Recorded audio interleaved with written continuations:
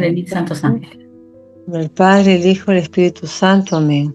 Venid santos ángeles, tocad la frente de quienes leen los escritos de la sierva de Dios, Luisa Picarreta, para sellar en sus frentes el Espíritu Santo y así difundir en ellos la luz para que puedan comprender las verdades y el bien que estos escritos contienen.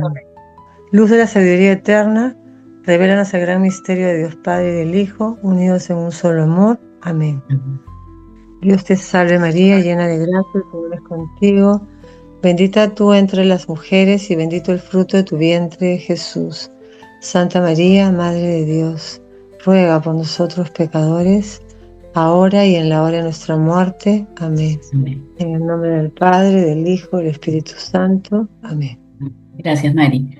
Bueno, bendecido día en el divino querer, agradeciéndole a la divina voluntad por esta nueva oportunidad después del pequeño problemita técnico que hubo la semana pasada, que se mejoró, realmente lo corrigieron muy rápidamente, pero ya había pasado la hora, lamentablemente. Y durante la semana no me dio tiempo para poder reunirnos de nuevo. Bueno, iniciamos como siempre esta reunión, ya nos hemos puesto en manos de Mamá María y gracias a ella en esa maternidad por las mamás que puedan estar presentes. Ayer en el Perú hemos festejado el Día de la Madre. Entonces esa maternidad divina, materna de Mamá María, esa maternidad celestial reflejada en cada una de ustedes, que tenga un bendecido don, digamos, de la maternidad, con esos derechos de madre que Dios le dio a la Virgen y que todos ustedes también gozan de ellos.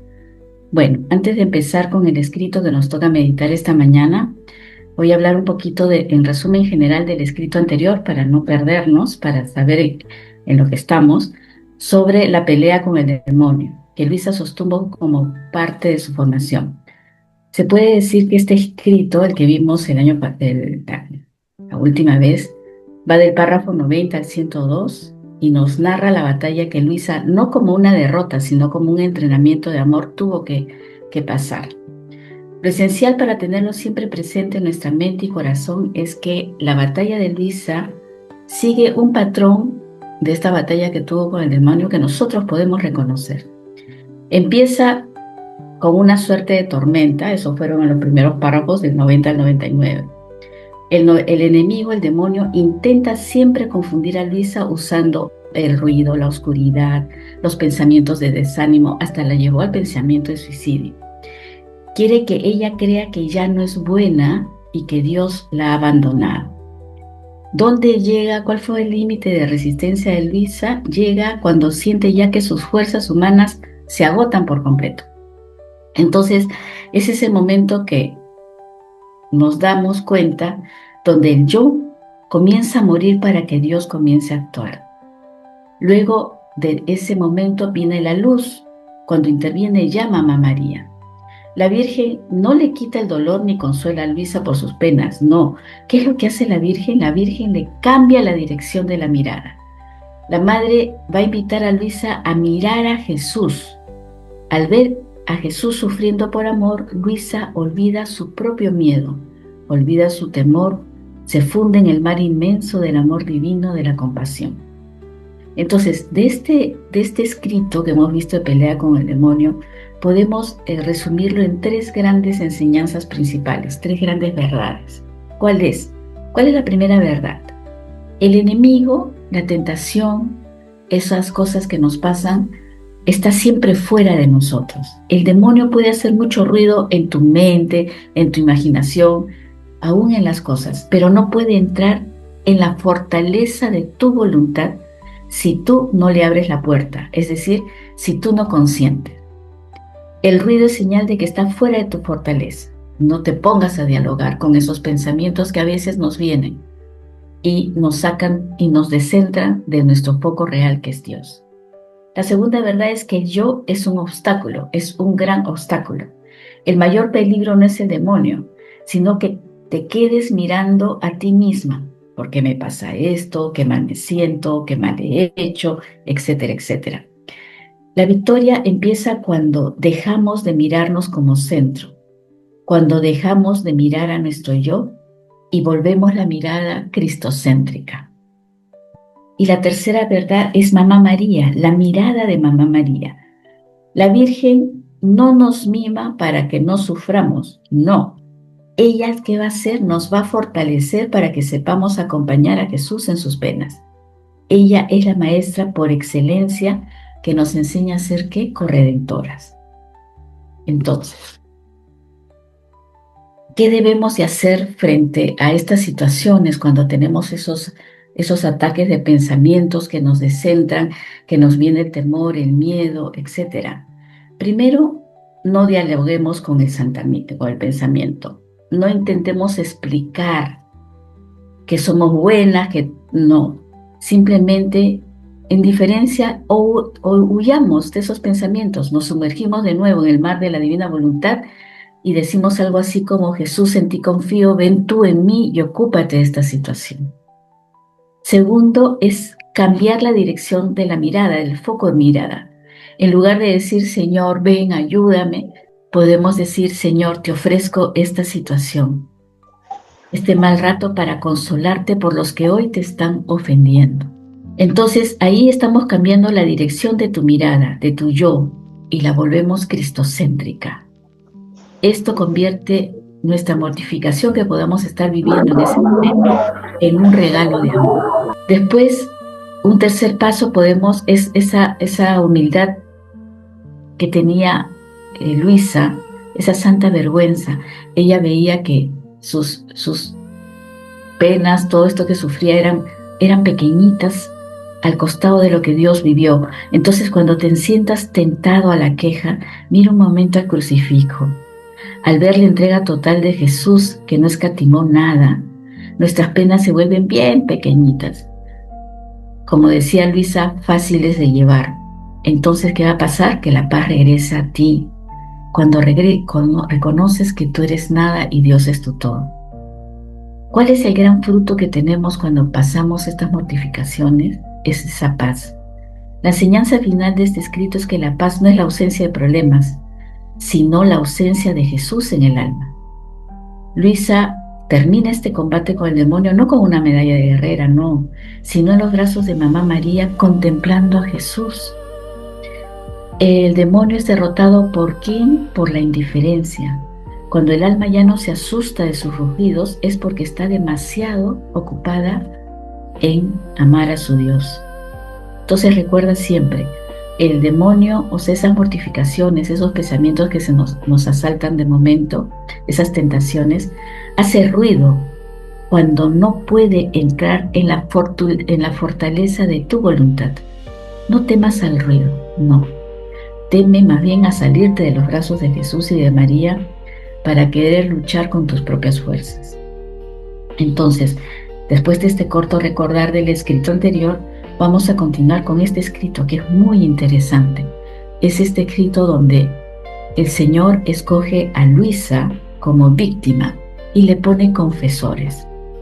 Antes de empezar con la meditación en sí, que es un poco larga, este escrito tiene como 46 párrafos, vamos a entender a qué se denomina alma víctima. Constantemente estamos escuchando este término, pero la mayoría de las veces nosotros lo asociamos con el sufrimiento atroz, clavos, espina, cruz, látigas, etc. Y eso nos causa una reacción que la mayoría de veces es de rechazo natural al sufrimiento, porque no nos gusta sufrir, nuestra naturaleza es caída, teme eso. Pero ya, ¿qué ha pasado? Ya hemos visto. No voy a adelantarme a hablar del sufrimiento, porque ya lo venimos meditando en los escritos pasados. Por ejemplo, el caso de Luisa. Acuérdense que Luisa también tuvo ese temor natural a sufrir como cualquiera de nosotras. Pero da un paso, cambia el deseo de sufrir, porque ella fue conociendo lo que estamos conociendo nosotras. Se le cambió la mirada, el foco de la mirada. Entonces, no se trata de amar al dolor en sí, recordemos, no, sino de amar la voluntad de Dios en el dolor. Esto último es lo que le va a dar mucho sentido a nuestras penas. Entonces, dicho esto, vamos a empezar. Para la Iglesia, un alma víctima no es alguien que esté derrotado, sino es una persona que se ha ofrecido, es una suerte de vocación extraordinaria que se fundamenta justamente en ese misterio de la corredención. ¿Por qué se le llama víctima? La palabra víctima proviene del latín, que se refiere a la ofrenda que se sacrificaba en el altar. En el Antiguo Testamento se ofrecían animales, ¿recuerdan? Animales los que debían cumplir ciertos requisitos. ¿Cuáles eran esos requisitos? Tenía que ser un macho cabrío sin defecto, de 1 año de edad, un corderito o un cabrito, estar separado del rebaño días antes de ser inmolado en el templo, y su vida sería ofrecida por derramamiento de sangre, es decir, para suplir los pecados del hombre. Se mataba a ese animalito en vez de que el hombre tuviera que morir por sus pecados y sin huesos quebrados. Entonces, ¿qué pasa con el Nuevo Testamento? En el Nuevo Testamento, Cristo ahora es la víctima única y perfecta. Entonces, el alma víctima es aquella que, movida por el Espíritu Santo, se ofrece voluntariamente como una hostia viva. Hostia, la traducción de la palabra hostia es víctima, para continuar en su propio cuerpo lo que falta a la pasión de Cristo por el bien de la iglesia. ¿Y cuáles son estas características del alma víctima? Para que una persona sea considerada genuinamente un alma víctima, debe cumplirse estos criterios de la Iglesia con prudencia. Primero, el consentimiento voluntario, que es lo más importante. No es algo impuesto por Dios, es una respuesta de amor libre. Dios pregunta, ¿quieres? Y el alma responde, fiat, hágase. Después, el amor como motor. El sufrimiento por sí solo no vale nada. Lo que le va a dar lo que le va a dar valor a este sufrimiento es el amor con que se acepta. Sin amor es puro dolor, pero con amor es sacrificio redentor. Después, la unión con la pasión. El alma víctima no sufre sola, recordemos eso. Es Jesús que sufre en ti. Sus dolores son una extensión de los dolores de Jesús en ti. Y lo último es la obediencia, que es crucial, esta virtud. El alma víctima debe estar sujeta a la obediencia del confesor, su guía espiritual. ¿Por qué esto? Porque esta va a ser la salvaguarda contra el orgullo o la ilusión. Si el confesor dice no, Dios no acepta el sacrificio. Entonces, ¿por qué Luisa es escogida como víctima? En el caso de Luisa, su misión era grande. Era ser víctima para ser el cimiento sobre el cual Jesús construye todo este edificio de esta santidad de santidades, el vivir en la divina voluntad, en el reino. Entonces Jesús necesita que ella esté inmóvil en su cama, en estado de víctima, para que ir manteniendo el equilibrio entre el cielo y la tierra, mientras Jesús iba depositando en ella estas verdades sobre el reino que estamos conociendo. De esta forma se pudo reconquistar el reino tan querido y tan suspirado por Jesús. Entonces su estado de víctima fue y es el ancla que la mantiene unida a la voluntad de Dios en la cruz de Jesús. Por lo tanto, ser un alma víctima no es un acto pasivo, no. Es la decisión libre de convertir nuestro ser y nuestra voluntad en un espacio sagrado, donde Dios pueda seguir operando como si fuera su propia humanidad. Así como el pan se convierte en hostia en la misa, el alma víctima se ofrece voluntariamente. ¿Para qué? Para que Jesús pueda volver a sufrir y amar en la tierra a través de esta alma que se ha ofrecido voluntariamente. Ser alma víctima entonces no es para expertos en dolor, sino para expertos en amor. Es decir, Jesús no va a buscar personas que quieran sufrir por sufrir, no, sino va a buscar personas que lo amen tanto que no soporten dejarlo sufrir solo. Entonces, ¿qué es lo que quiere Jesús como primer acto? Lo que quiere es la unión de los quereres, es decir, es la unión del querer de Dios con el querer de la criatura. En la divina voluntad recuerden este querer, mi quiero, el tú quieres, es la moneda de cambio. Si el alma sufre algo que no ha aceptado o que no ha querido o que no ha sido fundido conscientemente, voluntariamente con el querer de Dios, este acto no entra en la categoría del acto del alma víctima. Este pasaje del Evangelio de Colosenses nos está diciendo que el alma víctima complete en su carne lo que falta a los sufrimientos de Cristo. Esto, a mí, la primera vez que supe esto, me sonó tan impresionante, me llamó tanto la atención, porque suena algo extraño. ¿Cómo? ¿Qué? ¿Le puede faltar algo a Dios? ¿Qué es lo que puede faltarle a Dios, a todo un Dios, si Dios todo lo hizo perfecto? Entonces acá lo que tenemos que comprender es que no es mérito lo que está faltando. Jesús ya pagó todo y lo ganó todo para nosotros. Lo que está faltando es que esos méritos, esos efectos divinos que Él consigue a través del fiel de la redención, de su pasión, muerte y resurrección, lleguen a todas las almas de todas las generaciones. Y ahí entramos nosotros, los hijos del divino querer. Entonces, en resumen, el alma víctima es un reparador. Es un intercambio de vida. Es alguien que se pone en la brecha entre Dios y los hombres y le dice al Señor algo así como: Señor, no los castigues a ellos, yo me ofrezco en lugar de estas criaturas. ¿Para qué? Para reparar lo que ellos no te dan. En el caso de Luisa, este sacrificio fue el precio para abrir las puertas nuevamente al don de vivir en la divina voluntad y que se dé nuevamente el reino en todos nosotros. Entonces, ahora, el hecho de que el título de escrito mencione a confesores inmediatamente después de víctima no es casualidad, es importante. ¿Por qué? Porque el alma víctima entra en un terreno de batalla espiritual tan fuerte que necesita un guía de todas maneras. Entonces, Jesús rodeó a Luisa de confesores, de sacerdotes, tal cual él estuvo rodeado también. ¿Por qué? Porque sin la obediencia al confesor, el sacrificio de Luisa no habría sido aceptado por Jesús. Jesús utiliza la autoridad de la iglesia a través del confesor. ¿Para qué? Para garantizar que el camino de la víctima, este camino de ofrecimiento voluntario, sea un camino auténtico y no un engaño.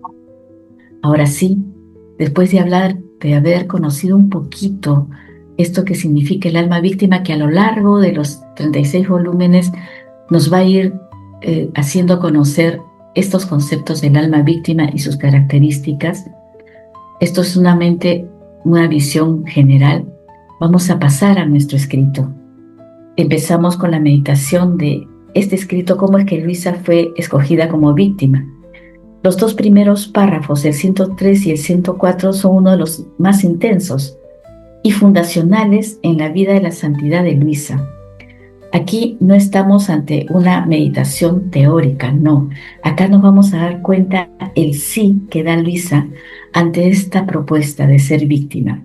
Es el fiat de Luisa concreto, que es lo que sostiene toda esta misión. Es el paso de todo lo que hemos aprendido y hemos visto anteriormente en los escritos como marco teórico a la práctica, a la entrega total. Pero antes de empezar a meditar este párrafo, este escrito párrafo por párrafo, vamos a recordar esa visión que tuvo Luis en el escrito anterior, en la pelea con el demonio. No sé si se acuerdan, si no, revísenlo en el párrafo 100, un día en que fue Luisa atormentada más que en otras ocasiones por los demonios. Luisa en ese momento ya pierde los sentidos y en ese estado ve a Jesús, lo ve rodeado de muchísimos enemigos que lo golpeaban, lo abofeteaban, le clavaban las espinas en la cabeza, le rompían las piernas, los brazos, y así reducido lo pusieron en los brazos de Mamá María. Mamá María, llorando, le pide a Luisa que mire a su hijo cómo ha sido tratado y que las ofensas de las criaturas ya no le daban tregua. Entonces quiso Luisa, lo miró todo ensangrentado, llagado, despedazado, reducido a tal estado que estaba casi por morir. tanto que ella deseó morir 1000 veces antes de sufrir, antes de ver sufrir a Jesús. Entonces, en esta escena, en este escenario, es que la Virgen llorando le dice a Luisa lo siguiente, y es con las palabras de Mamá María que vamos a empezar la meditación. ¿Qué le dice la Virgen a Luisa? Acércate a besar las llagas de mi hijo. Él te escoge como víctima y si tantos lo ofenden, tú, ofreciéndote a sufrir lo que él sufre, le darás un alivio en tanto sufrir. ¿No lo aceptas? Es impresionante, nos enseña que la criatura tiene este gran poder de consolar a la divinidad. Jesús busca en Luisa una segunda humanidad, busca su cuerpo, un cuerpo donde pueda él descansar de las ofensas del mundo. Entonces, viene acá el párrafo 104. ¿Qué dice el párrafo 104? Dice, ¿qué dice Luisa? Yo me sentía tan débil que las penas pasadas que apenas me quedaba un hilo de vida. Como sabemos, el miedo es una reacción natural. Luisa siente que apenas le queda un hilo de vida, así dice. Entonces, me sentía tan débil, dice Luisa, que esa debilidad la llevaba a sentir eso que le quedaba poquita vida. Entonces el camino de la víctima no es para los que se sienten fuertes, sino para los que, siendo débiles, se apoyan en la fuerza de Dios. Después dice, veía de lejos veía a los demonios que alborotaban tanto, hacían mucho ruido y veía que todo lo que había visto que le habían hecho al Señor, debía hacérmelo a mí si aceptaba. Luisa ve a los demonios alborotados. Aquí conectamos como lo que hablábamos antes. El demonio hace mucho ruido y en este caso estaba usando el miedo y le decía a Luisa, te harán lo mismo que a él.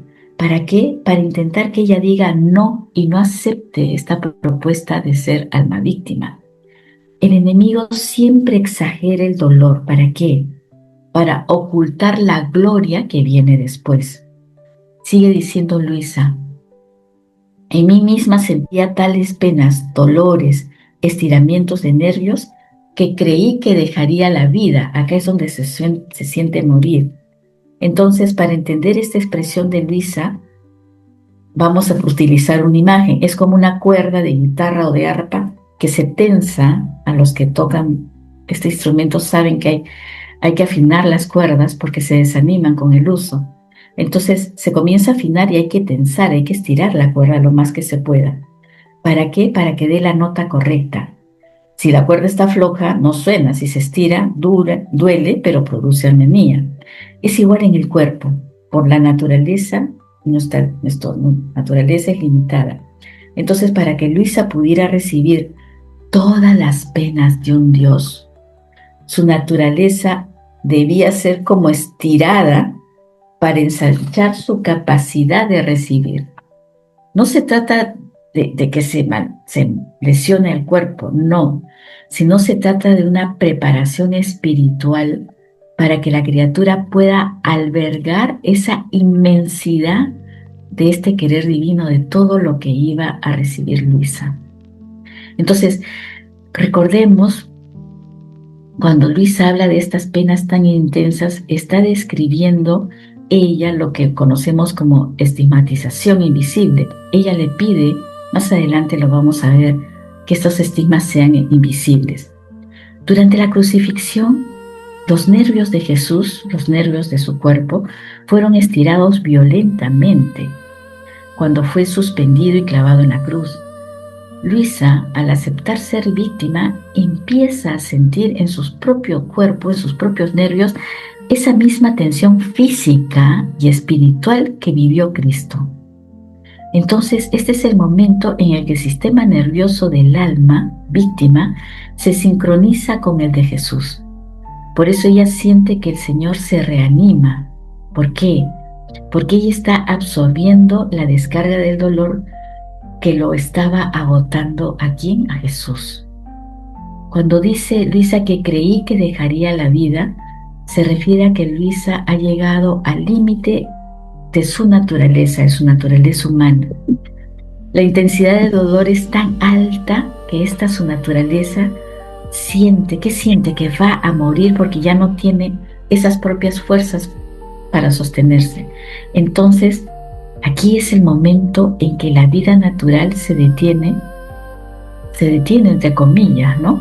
Para que comience a experimentar la vida sobrenatural.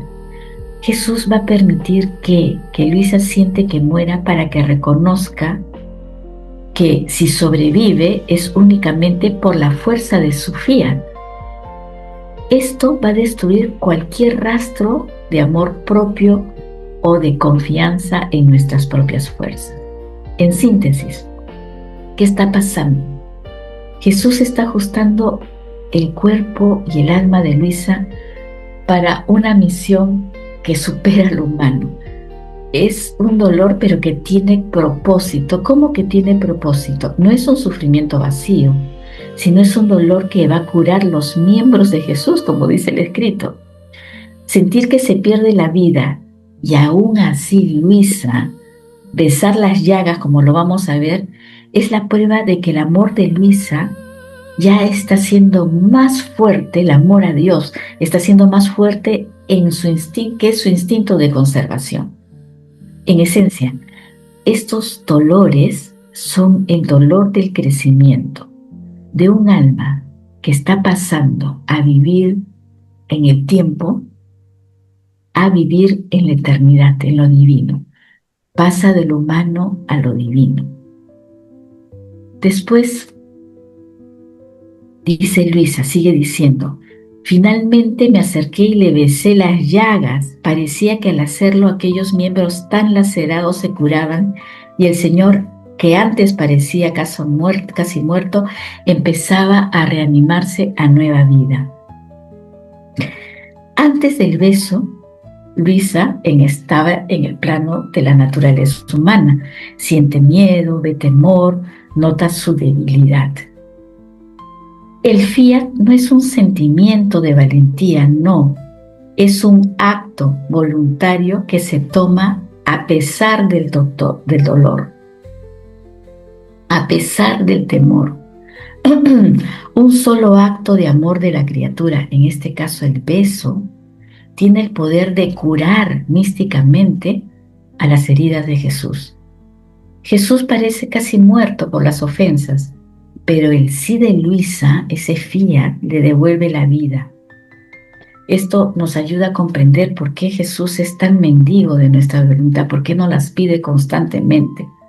Él quiere vivir en nosotros lo que la humanidad le niega fuera de nosotros, lo que la criatura le niega. Al acercarse Luisa y besa las llagas de Jesús, ella ya está materializando su consentimiento. En ese instante su voluntad humana deja de ser un obstáculo y se convierte en un canal. Es lo que nosotros hacemos cuando frente a una situación de mortificación se nos presenta. Nosotros le decimos, lo quieres tú, lo quiero yo, le damos ese consentimiento a Dios. Entonces, en ese instante, nuestra voluntad ya deja de ser un obstáculo, porque nos fundimos en la voluntad de Dios y es una sola. Y ahí vienen los auxilios, que ya se los he explicado, y a lo largo de lo que sigamos viendo de los escritos, vamos a seguir hablando de esto. El beso, en este caso en Luisa, es su máxima expresión. Usa el mismo dolor que antes la asustaba para unirse justamente a esa fuente, a la fuente de donde proviene el dolor, que es de Jesús. El escrito dice que Jesús parecía muerto y que empieza a reanimarse a nueva vida. Esto es un misterio profundo. Por el pecado, la humanidad de Jesús está muerta en el corazón de los hombres. El acto de Luisa que hace ese beso, ese fiat de aceptación, le está dando un lugar a Jesús donde su humanidad puede volver a operar. Acá vemos el inicio del intercambio de vidas. Yo vivo en ti y tú vives en mí. Después sigue describiendo Luisa, ¿no? Internamente, dice Luisa, recibía tales luces sobre las ofensas que se cometen, atracciones para aceptar ser víctima, aunque debiese sufrir 1000 muertes, porque el Señor todo merecía y que yo no podría oponerme a lo que Él quería. Vemos que estas luces de comprensión, Luisa ya comienza a tener luces de comprensión a nivel divino, llegan después de este ofrecimiento, después del beso. En el reino de la divina voluntad, el conocimiento es una consecuencia del acto. ¿Cómo así? Jesús no explica las penas para que Luisa las acepte. No, Él no le dice, vas a pasar esto o tal cosa. No, no es así. Él espera que Luisa acepte primero para después abrirle el entendimiento, hacerle entender lo que viene después. ¿Por qué sucede así? Porque si Luisa entendiera la magnitud de las penas antes de aceptar, su sí, su fiat, podría haber estado motivado por la razón. Pero cuando aceptas a ciegas por puro amor y obediencia, cuando se nos presenta algo y nosotros decimos, lo quieres tú, lo quiero yo, no sabemos qué va a venir después, pero lo aceptamos por amor y por pura obediencia porque sabemos que la divina voluntad tiene el control de todos nuestros actos. Entonces, ese fiat se vuelve purísimo. Es un fiat puro de amor. Es un fiat puro de confianza y de abandono. Entonces, una vez que está fundida en la voluntad de Dios, ahí Dios le presta sus propios ojos, esas luces, para que ella comience a ver lo que Él ve. Después de este beso, Luisa nunca dejará de besar las llagas de Jesús. Esto va a marcar el paso de un acto, de ser un acto a un estado. Ya no es Luisa quien decide besar las llagas de vez en cuando, no. Ahora su misma vida, cada respiro, cada latido, se va a convertir en un beso continuo para aliviar a Jesús. Entonces, vivir en la divina voluntad es eso, es mantener ese contacto ininterrumpidos con las llagas, con los dolores de Jesús, para transformarlos ¿en qué? En perlas de amor. Luisa sigue diciendo, aquellas miradas que mutuamente nos dábamos eran tantas invitaciones, tantas saetas son flechas, ardientes, tantas flechas ardientes que me traspasaban el corazón. La unión de voluntades no siempre necesita expresarse. El silencio, en este pasaje vemos un silencio. Solamente Luisa dice que había flechas, saetas. Dios no obliga a la criatura a aceptar, Él solamente la atrae. Atrae a Luisa. Luisa siente que, aunque deba sufrir 1000 muertes, ya no puede decir que no. ¿Por qué? Porque ha visto la belleza y la necesidad inmensa que tiene el Señor de esta alma. El amor ha vencido al miedo. Como reflexión a este punto, la pregunta es, ¿a qué le tenemos miedo? Al igual que Luisa, a veces nosotros vemos demonios en nuestros día a día, en nuestros problemas, en los dolores que tenemos que vivir, en un imprevisto grande que nos va a causar cierta incomodidad, en los dolores que tenemos por nuestras enfermedades, etc. Frente a esto, a veces nos paralizamos. El remedio de Luisa fue acercarse y besar las llagas de Jesús, es decir, abrazar la realidad de Dios en ti. Si te sientes malo o indigno, estás en el mejor estado para que Jesús te use. Él no busca almas llenas de orgullo, no, sino Él busca almas que estén vacías de su yo y que se abandonen a Él para llenarlas de su querer. ¿Cómo termina este párrafo? Dice, la Santísima Virgen me incitaba a aceptar, pero ¿quién puede decir todo lo que pasé? Vemos acá este papel de la Virgen tan importante, fundamental.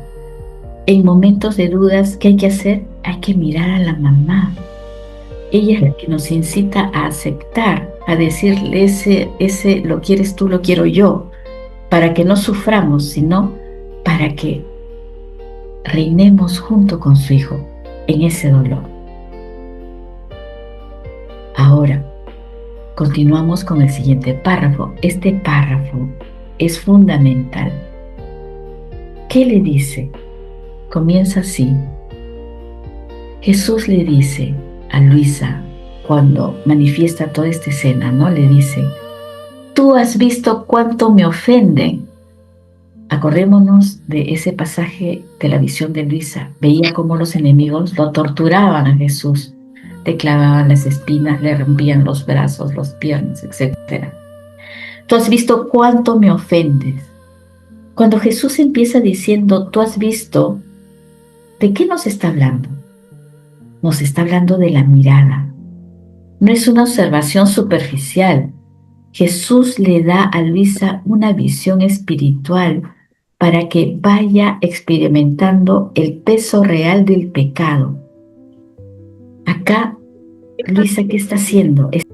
Está mirando la ofensa que le hacen a Jesús. Mirar la ofensa es mirar con atención para entender el dolor que se causa al amor divino con el pecado. No es solamente el acto de ver la ofensa, no, va más allá. Es mirar la ruptura, es mirar, ver, es mirar esta ruptura que provoca el pecado en el orden de la creación. Recordemos que la creación fue un orden completo de Dios, pero el pecado la alteró.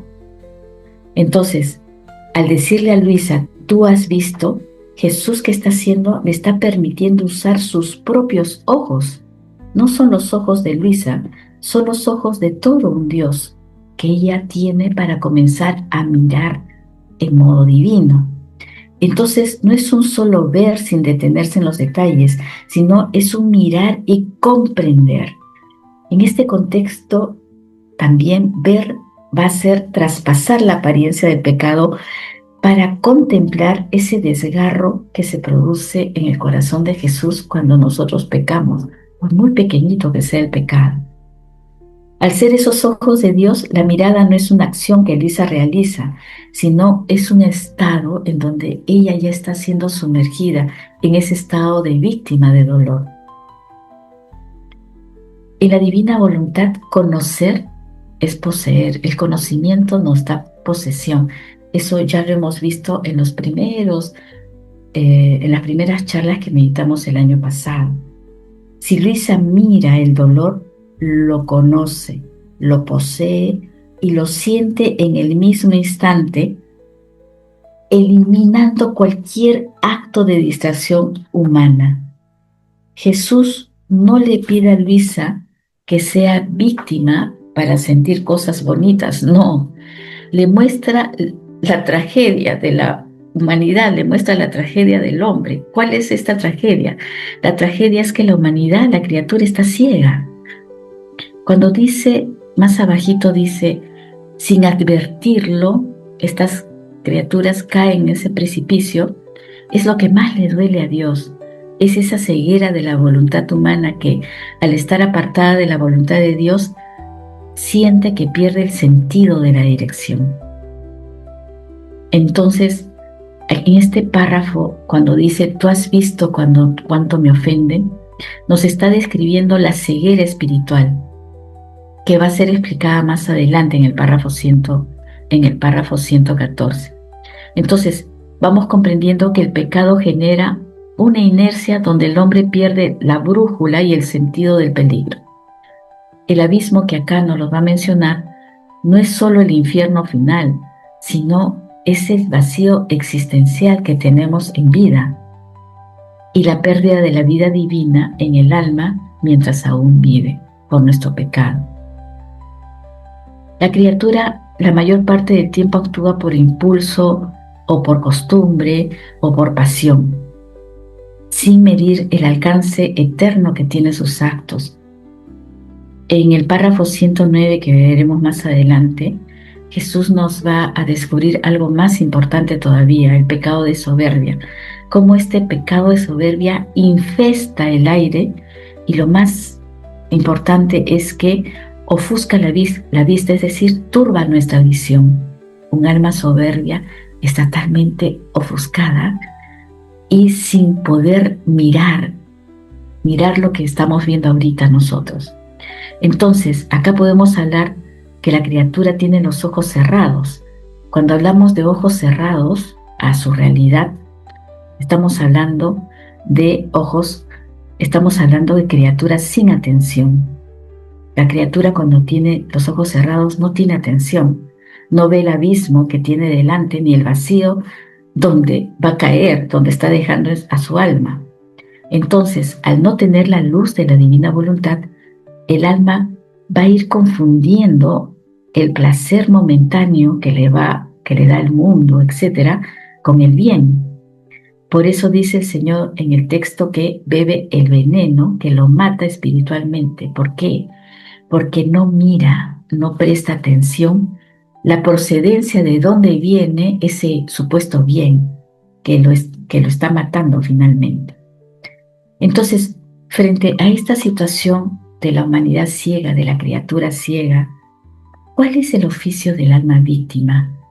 ¿Qué hace acá un hijo del divino querer? El alma víctima, o el hijo de la divina voluntad, tiene el oficio de estar siempre con los ojos abiertos, es decir, siempre atentos. Esto no es solo observación, es presencia, es decir, es mirar con el ojo de Dios, es tener los ojos abiertos, es estar atentos, es poseer la luz de la verdad. El alma mira el inmenso campo de los tres fiat como lo ve Dios. Es identificar los vacíos. Mientras el mundo no advierte que se precipita a el abismo por su ceguera, que es lo que estamos viviendo actualmente, el alma víctima, por el contrario, con los ojos abiertos, sí lo mira, que es lo que estamos viendo, que todo lo que está pasando en el mundo es una lucha entre el bien y el mal. Al ver el vacío de amor, el alma víctima puede actuar inmediatamente para reparar y llenar ese vacío que hay. ¿Mediante qué? Mediante los giros, ahora lo vamos a ver. ¿Y cuál es el oficio del alma víctima? Es la mirada en acto. En la divina voluntad, mirar es operar, es estar atento, ya lo estamos diciendo. Si el alma víctima mira una ofensa con los ojos abiertos, está atenta, comprende la magnitud de esa ofensa. ¿Qué hace? De inmediato, al siguiente segundo, cuando ella mira cómo lo ofenden al Señor, una criatura que habla mal, que lo insultan, están insultando a nuestra iglesia, etcétera, etcétera, ¿qué hace al siguiente segundo? Hace un acto de reparación a fin de ¿qué? De evitarle ese dolor a su Dios. Entonces, para entender este tema de los ojos abiertos y los ojos cerrados, es decir, estar atento o no, veamos un ejemplo. Vamos a imaginarnos un pueblito pequeño, todas las personas se conocen, que está rodeado por un muro, por una muralla de protección, pero cuenta con una torre de vigilancia donde está un vigilante. Este pueblo está en noche, todos duermen, tienen los ojos cerrados. Si estalla un incendio, que sería el pecado que va a llevar a este pueblo al abismo, el vigilante, al igual que el resto del pueblo, si está con los ojos cerrados y está durmiendo, nadie se va a dar cuenta del peligro y cuando se den cuenta ya va a ser demasiado tarde. Pero si este pueblo cuenta con un vigilante que tiene la especialidad de ser un centinela, que es el alma víctima, en divina voluntad, el alma víctima es un centinela. Y muy bien sabe que su función es tener los ojos abiertos, estar atento. Este centinela, ¿qué va a hacer frente al peligro? Va a avisar al pueblo. Pero como es un centinela especializado en divina voluntad, la mirada del centinela no solo le avisa a él del peligro y él, el centinela, pasa la voz al resto, sino que él mismo, ¿qué hará? Apagará el fuego. La pregunta aquí es, ¿puede apagar el fuego este centinela? Sí. ¿Por qué? Porque su mirada es divina, tiene los ojos de Dios. Y esta mirada será un rayo de ese sol divino que va a deshacer esa oscuridad. Para concluir, Jesús termina diciendo en el párrafo 106, todo esto ya lo hemos comentado, dice, como ayuda y consuelo te doy a mi madre. Aquí vemos el reflejo de la Santísima Trinidad en la tierra. Jesús entrega a Luisa a María. El rol de María no es solo una espectadora, ella es la consoladora y maestra del alma víctima. Si Luisa va a ser el reflejo del Espíritu Santo para manifestarnos los secretos del querer divino, necesita estar bajo la protección de la Madre que refleja la paternidad de Dios.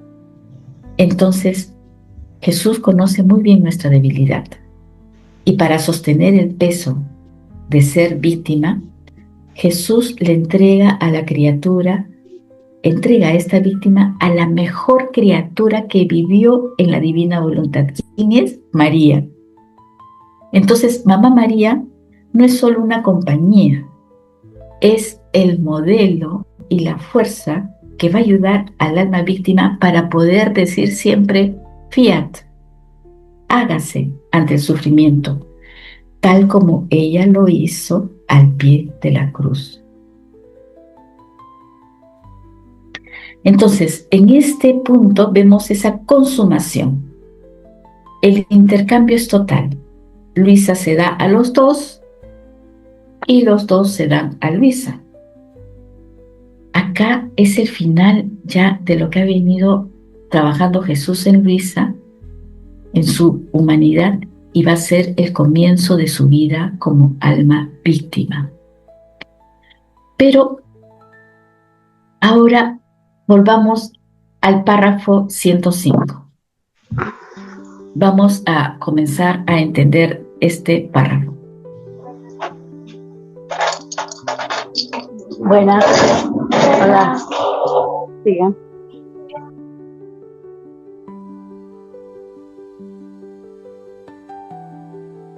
Vamos a tratar de entender este párrafo, el 105 que acabamos de ver, a fin de comprender cómo esta enseñanza de Jesús nos va a revelar 4 miradas que tiene que hacer el alma para empezar a corresponder en modo divino y que configuran lo que nosotros conocemos como giro, que es la forma de correspondencia perfecta que le damos a Dios Padre. La pregunta es, ¿por qué hablo de miradas? Porque como dijimos hace un rato, como dije hace un momento, cada mirada viene a ser el acto de atención que debemos tener en nuestro propio obrar día a día.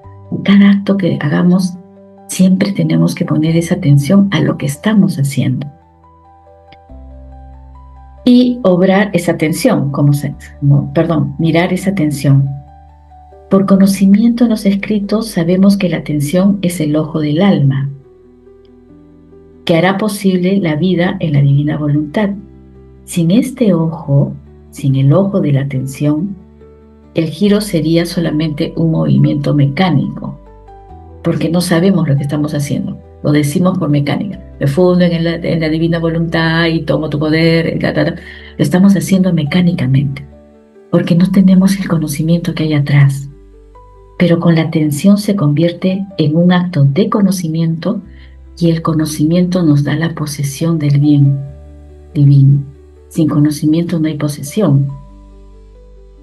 Entonces, aquí no voy a hablar de la atención como ojo del alma, debido a que ya lo hice.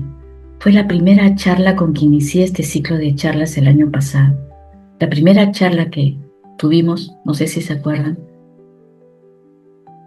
la primera charla que di cuando me encargó la hermana Belén fue justamente la atención. ¿Por qué?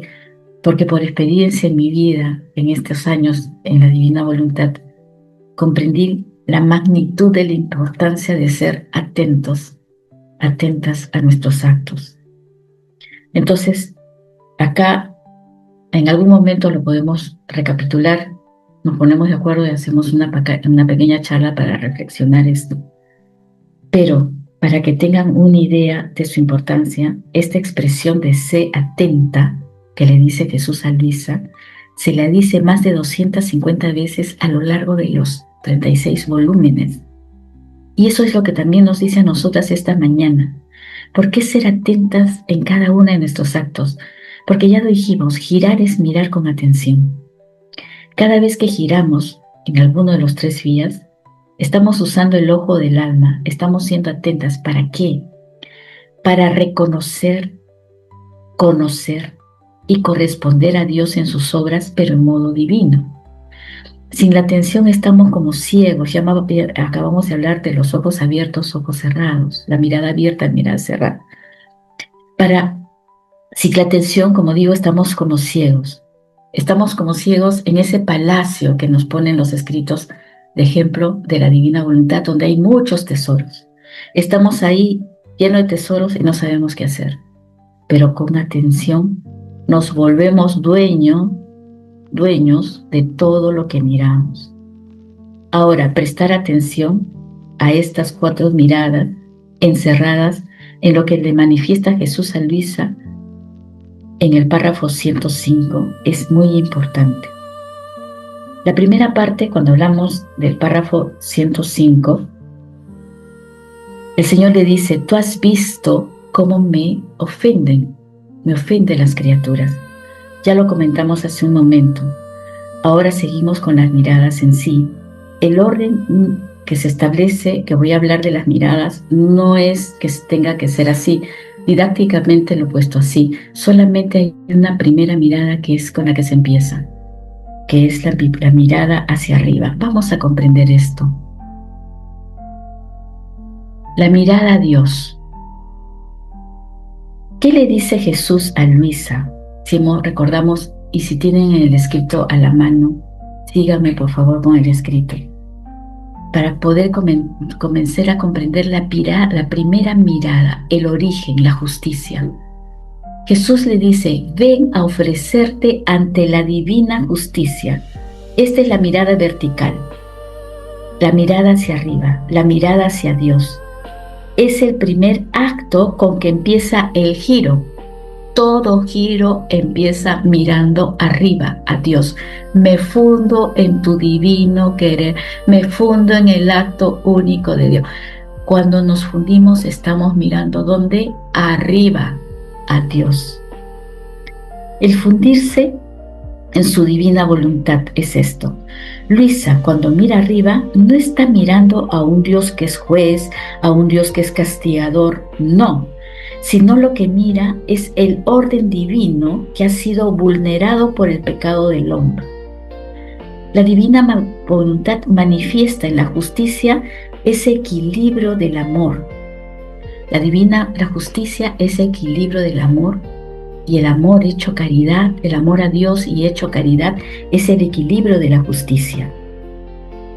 Cuando Luisa se ofrece ante la divina justicia, lo que mira es el principio, que es Dios, principio que con la caída del hombre rompió esa comunicación que había antes entre Dios y su criatura. Entonces el alma víctima, ¿qué hace? Va a restablecer nuevamente esa comunicación rota entre el cielo y la tierra que el pecado cortó. Entonces, al mirar arriba al Padre, al fundirnos en su voluntad, el alma reconoce ese diseño original. ¿Qué reconoce? Reconoce que fuimos creados para vivir en el centro de la voluntad de Dios, a quien tenemos que corresponder solo por el hecho de haber sido creados. Es el amor a nuestro Creador. Segundo, viene la mirada abajo. Es el presente. ¿Cuándo se da esta mirada? Cuando Jesús le dice a Luisa: ¿cuántos caminan por los caminos de la iniquidad y sin advertirlo se precipitan en el abismo y beben en la fuente envenenada? Esta mirada es la mirada al presente, es nuestra mirada actual. Estamos mirando el desorden actual de la humanidad caída. Es la visión del hombre que ha perdido el rumbo totalmente. Jesús lleva a Luisa al presente, nos lleva a mirar a nuestro presente, nos lleva a mirar a la miseria humana, no para condenarla, no, sino para que al ver el veneno que estamos bebiendo, que está bebiendo la humanidad como lo que nos está pasando ahora, el alma víctima pueda sentir esa urgencia de ser víctima de reparación, que es lo que hacemos nosotros. Comenzamos a meditar las horas de la pasión, cualquier situación de mortificación la vamos ofreciendo, etcétera, etcétera. Es la mirada que va a generar en el alma víctima la compasión necesaria. ¿Para qué? Para que podamos reaccionar y ofrecernos a intervenir en cada caída del hombre actual. Aquí el papel de víctima es ver ese abismo y la fuente envenenada de la que bebe la humanidad actual. En este punto la mirada se detiene en el desorden. ¿Qué hace el alma víctima? Se interpone entre la justicia divina y la criatura. ¿Por qué? Por compasión. Y toma sobre sí el dolor por las ofensas. ¿Para qué? Para que no lleguen a herir a Dios. Y estas ofensas sean reparadas por el alma víctima y sean transformadas en amor. Luego tenemos la mirada hacia atrás, hacia el pasado. Cuando Jesús le dice: yo no te dejaré más, vendré en ti a sufrir todo lo que me hacen los hombres. Cuando Jesús le dice: vendré en ti a sufrir todo lo que me hacen, quiere decir que los sufrimientos de Jesús no son un recuerdo histórico del pasado, no, sino son una realidad que Jesús trae consigo ahora, al presente. Cuando Luisa se funde en la divina voluntad, ella no mira al pasado como algo que ya fue, que ya pasó, no, sino que la mira como algo que está siendo presente en el presente de Dios. Al decir Jesús, todo lo que me hacen los hombres, recordemos siempre la visión, lo torturaban, le rompían las piernas, las manos, los brazos, etc. Jesús no está poniendo límites de tiempo. Para Dios, recordemos, el tiempo es un eterno presente. Por lo que Jesús, en esta expresión que hace, está incluyendo desde la primera ofensa que hizo Adán y todas las que se cometen en el presente y se cometerán en el futuro. Por lo tanto, la mirada atrás, que nosotros miramos atrás, que nosotros decimos atrás solamente para comprenderlo mejor según nuestra estructura de tiempo, porque nosotros estamos dentro del tiempo y tenemos esta estructura pasado, presente y futuro. Cuando miramos atrás, ¿qué hacemos? Es necesario tomar todos esos actos que quedaron vacíos, sin amor, sin reparación, y darle la correspondencia que Dios no recibió en ese momento. No recibe en el momento actual y no recibirá más adelante en su momento. Entonces, para que Jesús pueda sufrir en Luisa todo lo que le hacen los hombres, ¿qué debe hacer? Debe girar hacia atrás para asumir a cada criatura del pasado. Entonces Jesús necesita que alguien, que una criatura, en nombre de los que ya murieron, le diga: te amo por el que no te amó. Aquí vemos que esa mirada atrás justifica que la criatura sea esa segunda humanidad de Jesús para que Jesús la use como su humanidad, la cual ya está gloriosa, ya sabemos, ya no puede sufrir. Entonces, en resumen, mirar atrás al pasado para nosotros, porque en la divina voluntad el pasado está presente, es necesario para repararlo. Un hijo, una hija de la divina voluntad suplirá lo que no se hizo en ese momento. Va a poner su fía, su te amo, donde otros dijeron no. De esta manera que está haciendo, reparando el pasado. ¿Para qué? Para que estos dos fías de la creación, de la redención y la santificación alcancen su plenitud. Y finalmente tenemos la última mirada, adelante, que es la mirada del futuro. Y las gracias, ¿no?, que vienen. Jesús le dice, un inmenso campo se abre ante ti, de sufrimiento sí, pero también de gracias. Acá le está explicando lo que va a hacer como alma víctima en estas 4 miradas. El inmenso campo no es solamente un terreno de dolor que Luisa va a sufrir todo el tiempo, no, sino es visualizar también el horizonte del reino. Ya llega el reino. Esas gracias de las que habla Jesús son esa semilla de vida divina. Son esa semilla de vida divina que Dios está depositando en el alma de Luisa para las generaciones futuras. Cuando se mira adelante al futuro, Luisa ve que su sufrimiento presente no es estéril, sino que está preparando ese triunfo del fiat voluntas tua. Entonces, Luisa no solo repara lo malo, el pecado, sino que mira hacia las generaciones futuras para preparar el terreno, para que cada acto de reparación que Luisa hace en su presente, en el ahora, es una semilla de vida depositada, como hemos dicho. Esta semilla va a germinar en el futuro y es la mirada que va a apresurar la venida del reino. Por eso es tan importante este oficio que tenemos los hijos del divino querer, el girar. Acá vemos el inicio del giro, pero lo vamos a ver la siguiente semana, cómo se inicia realmente a base de un pasaje evangélico y cómo lo explica Dios en los escritos ese pasaje evangélico. Y aquí lo dejamos. Si alguien tiene alguna inquietud, alguna pregunta o algo que complementar, lo podemos comentar un par de minutitos. Yo, Pili. A ver, Rosita. Cuando en la tercera mirada de mirar atrás, esto se relaciona con el tiempo que para Dios es un eterno presente. Sí, claro. Todo está en acto. Para Dios es un solo acto, es un presente eterno. Pero nosotros en nuestra estructura temporal decimos atrás, pasado, decimos presente y decimos futuro, ¿no? Entonces, hay que retomar, por eso cuando giramos por todas las criaturas pasadas, presentes y futuras, por todas las generaciones pasadas, presentes y futuras, es lo que decimos en nuestros giros, ¿no? Por todo y por todos. Cuando decimos por todo y por todos, estamos yendo atrás, al presente y al futuro. Ok. Muchas gracias, Pili.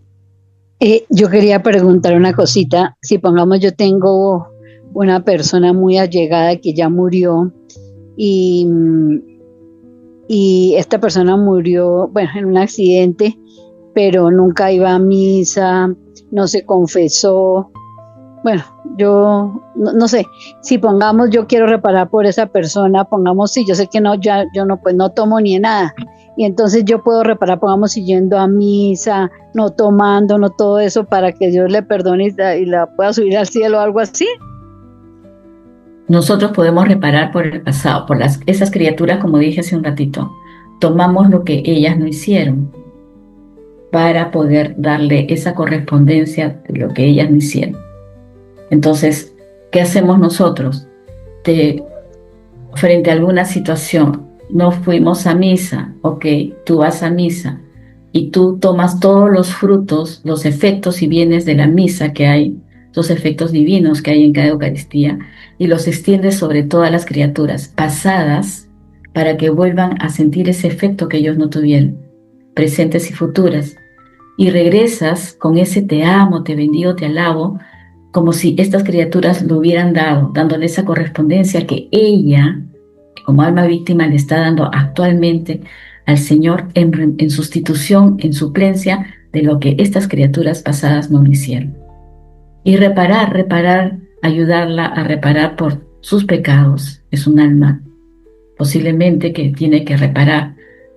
Y la ayudarías mucho con tus misas, con tus rosarios, con tus visitas al Santísimo, no solamente por ellas, por esta alma, sino por todas las almas que en todos los tiempos, que las almitas del purgatorio, que están pasando por la misma situación.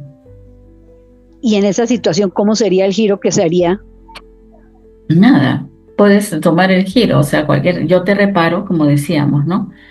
Señor, yo te reparo ante cualquier situación, Luz, no te hagas mucho problema. Cualquier situación te va a llevar a reparar siempre hacia atrás. Escuchas una tremenda, no sé, pues una herejía en la iglesia o un acto sacrílego. Señor, yo te reparo por este acto sacrílego. Dolor, perdón, ven tú, Jesús. Aquí hago mío tus actos de reparación que tú ofrecías al Padre. Y esos mismos actos los extiendo sobre todas las criaturas pasadas, presentes y futuras. Ahí estás tomando a la persona. Cuando tú hablas así, ¿por qué? A ver, entendamos una cosa. Cuando nosotros nos fundimos, tenemos que fundirnos. ¿Por qué? Porque solo en la divina voluntad de fundirnos vamos a encontrar a todas las criaturas. Fuera del acto de fundirnos, no vamos a encontrar a todas las criaturas. Solamente cuando nos fundimos encontramos a todas las criaturas que están contenidas en Dios, en la voluntad de Dios. Entonces, cuando hablamos, no necesariamente tenemos que mencionar a las criaturas. Y si la mencionas a esta criatura y por todas las otras más criaturas que estuvieron viviendo la misma situación. ¿Me estamos entendiendo? Listo, gracias.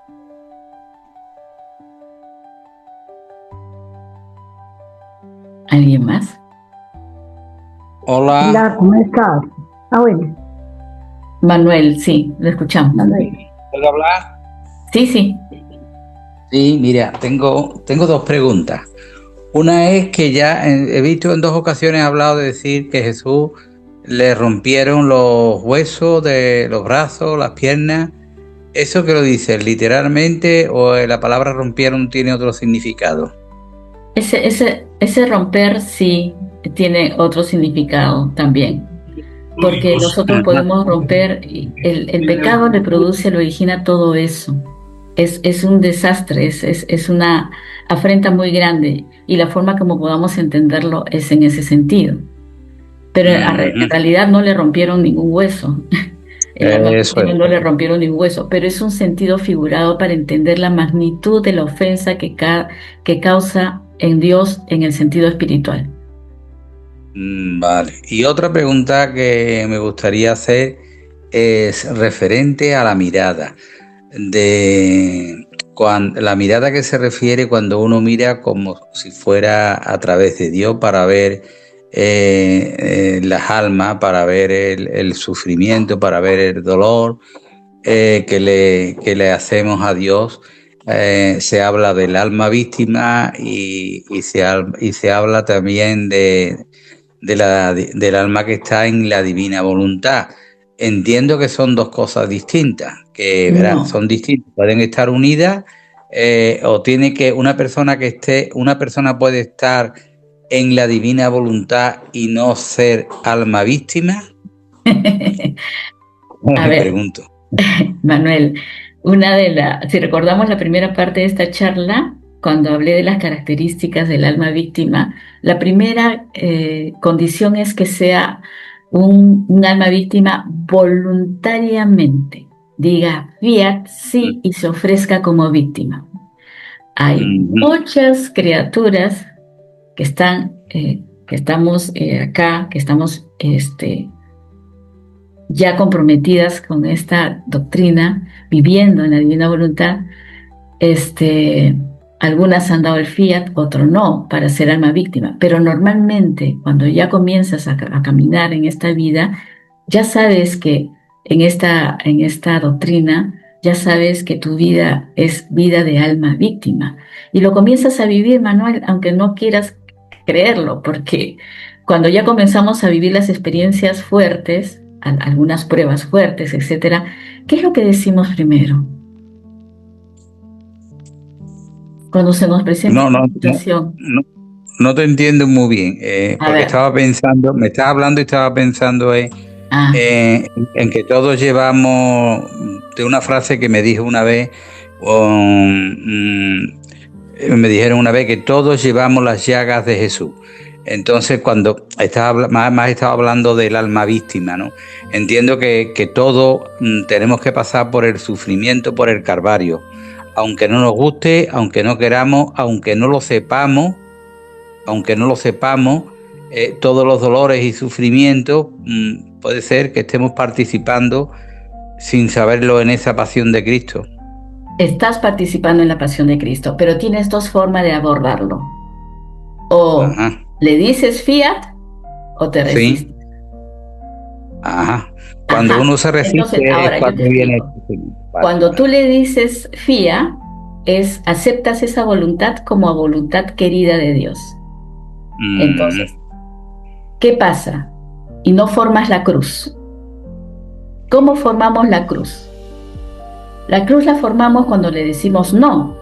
Cuando te viene una dificultad y le dices no, porque a mí, Señor, que me resisto. Entonces, el mm, madero vertical, ¿quién es? Dios. Y el madero mm, transversal, ¿quién es? La criatura. la Formamos la criatura. cruz. Entonces, esa situación de vida que te permite la divina voluntad por alguna razón vivir, porque siempre hay una razón divina para una consecuencia más grande que a veces no la vemos, solo vemos que se nos cae el mundo encima y no vemos que el Señor lo está permitiendo por un bien mayor. Cuando le decimos no, formamos la cruz. Entonces tú eres la cruz de Dios porque tú te conviertes en la cruz de Dios y Dios es tu cruz. Te mandó eso. Tú te resistes, te niegas, formas la cruz. ¿Y qué hace la voluntad de Dios? La voluntad de Dios no te va a forzar. Simple y llanamente deja a tu actuar humano, nada más. Se retira y viene el juicio.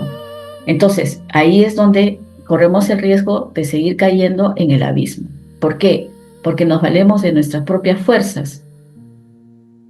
Pero Sí. cuando nosotros le decimos a esa misma situación, no sé qué va a venir en el futuro, pero le digo, ¿lo quieres tú, Señor? ¿Lo quiero yo?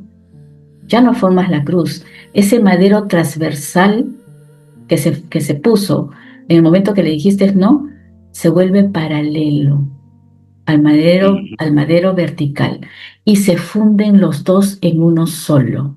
Y ahí actúa la divina voluntad querida con asistencia de la gracia. ¿Qué significa esto? Que te va a venir toda la ayuda celestial para que tú pases esa misma situación en victoria. Eso no quiere decir que el Señor inmediatamente te va a quitar la prueba, no. Te va a dejar vivir esa experiencia porque Él tiene un fin mayor con esa experiencia para ti, espiritualmente, para ti, para tu familia, o simplemente te está utilizando por un bien mayor para alguien en otra parte del mundo. No lo sabemos. Pero simplemente en ese momento tú fuiste esa víctima que por un ratito te dejó en la cruz para que Él descanse, pero recuerda siempre, Manuel, que ¿quién lleva el mayor peso? Hombre, está claro, está clarísimo que es Jesucristo, eso lo tengo yo entendido. Lo que pasa es que uno, en su voluntad, entiende que a veces todo lo bueno que uno hace y aceptar lo que me estás diciendo, porque eso produce miedo, cuando uno empieza a ver y a escuchar todas estas cosas que tú estás hablando, en la naturaleza humana, del ser humano, del animal, eso produce miedo y el miedo paraliza. Entonces, si yo le digo al Señor un sí, si yo le doy al Señor un sí, es por su gracia, por la gracia de la fe que Él me ha dado, yo lo entiendo. Correcto. Entonces, ahí tengo yo un tira y un afloja. un tire y una afloja. Tengo yo una lucha conmigo mismo y con el Señor. Porque claro, vamos a ver, yo no quiero pasar, Señor, lo que tú pasaste, porque a mí me da miedo, pero verás, tengo miedo porque tengo experiencias reales que me han pasado, tanto físicas como espirituales. Entonces yo he tenido experiencia y mi familia hemos tenido experiencias en la cual hemos sido, bueno, pues de alguna manera, pues atacados por el maligno, ¿no? Entonces, yo la verdad es que no lo quiero. Ahora, acepto la voluntad del Señor, si el Señor lo quiere, pues hombre, la verdad es que yo digo, vamos a ver, Señor, es que yo no me puedo negar a ti. Si yo quiero amarte y quiero estar contigo en el cielo y quiero estar en tu gloria y quiero estar adorándote, no te puedo negar, pero claro, él me tiene que entender mi debilidad. Necesito esa fuerza para decirte que sí, porque por mí mismo está claro, no puedo, es imposible. Así que arranca de mí ese sí, empújame a decir ese sí. Manuel, no te presiones mucho, porque ese sí va a venir. Ese temor es natural. Luisa lo vivió y todos nosotros lo hemos vivido. Ese temor natural al dolor, ¿por qué? Porque es parte de nuestra naturaleza caída. Entonces, ¿a quién debemos de recurrir cuando se te presenta una situación así? Yo se lo ofrezco todo a la Virgen y al Señor. Ahí está. La fuerza viene de Dios, Manuel. La fuerza no va a venir de ti. La fuerza viene de Dios. Es la fuerza divina. Y solamente es aquí la enseñanza que tenemos. Jesús nos dejó a su madre, justamente para que tengamos esa fuerza que ella viene. Apóyate siempre en la Virgen. Madre. Sí, ella me ha llevado a él, ha sido ella la que me ha llevado a él. Exacto, madre, yo tengo temor, pero yo te ofrezco, pero yo sé que el temor, el miedo, no es de Dios, es de mi naturaleza caída. Entonces, yo esto que estoy sintiendo, te lo doy a ti, te lo ofrezco a ti. Vale. Dáselo a ella, a la Virgen. Todo hay que dárselo. Exacto. Sí. Todo lo negativo, lo entiendo. Ahora lo estoy entendiendo, me lo estás diciendo y lo estoy entendiendo mejor.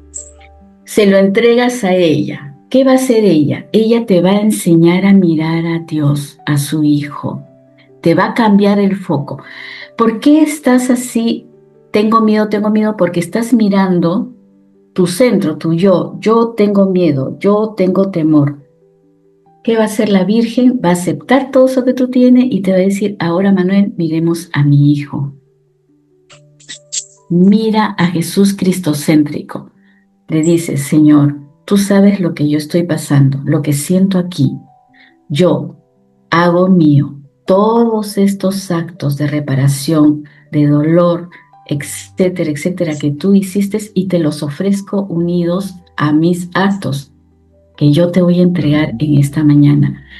Y te entrego mi miedo, te entrego mi temor, te entrego todo eso. Entrégale, Manuel, todo eso a Dios. Entrégaselo. Pues sí, pues entonces eso es lo primero que voy a hacer cuando me levante mañana. Bueno, exacto, ya de momento. Señor, yo no sé qué va a pasar, qué situación, pero yo te entrego todo eso porque yo solo quiero amarte, bendecirte, adorarte, glorificarte, darte gracias y repararte. Que todo esto que estás viviendo, que estoy viviendo, es un ratito de tu cruz en mí y que yo sé que la puedo llevar, porque tú, recuerda, Manuel, la palabra de Dios y recuerda lo que hemos visto en los escritos pasados. El Señor, al momento que tomó su cruz para cargarla, para llegar al Gólgota, Él la besó y midió cada tamaño de cruz para cada uno de nosotros. Recuerda este pasaje de la hora de la pasión. Besa tu cruz, Manuel. Haz lo mismo que hizo Él. Señor, esto yo lo beso y lo abrazo como tú lo hiciste. Hago mío ese beso que tú le diste a la cruz y con ese mismo beso, yo beso esta mi cruz. Y así camino. Y recuerda, O sea, es una que cruz.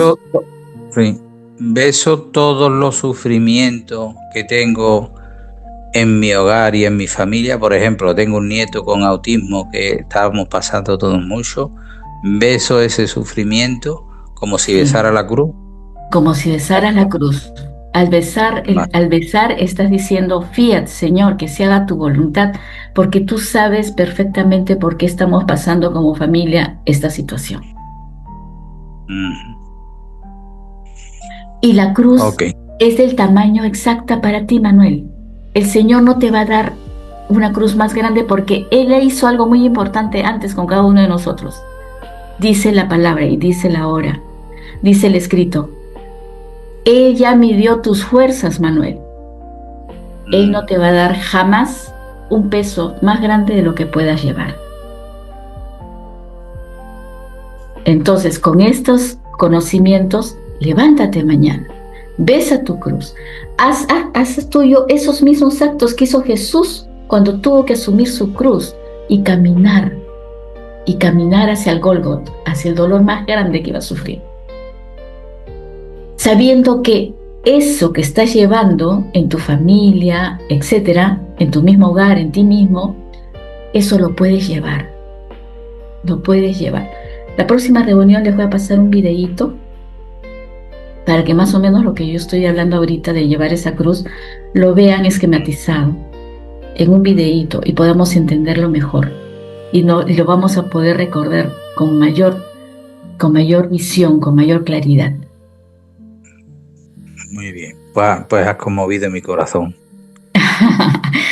Qué bueno, Manuel. Ahora sí, me estoy despidiendo. Manuel, ¿te gustaría rezar el Padre Nuestro como salida, como despedida? Perdón, Pili, por favor, Sí. quiero hacer una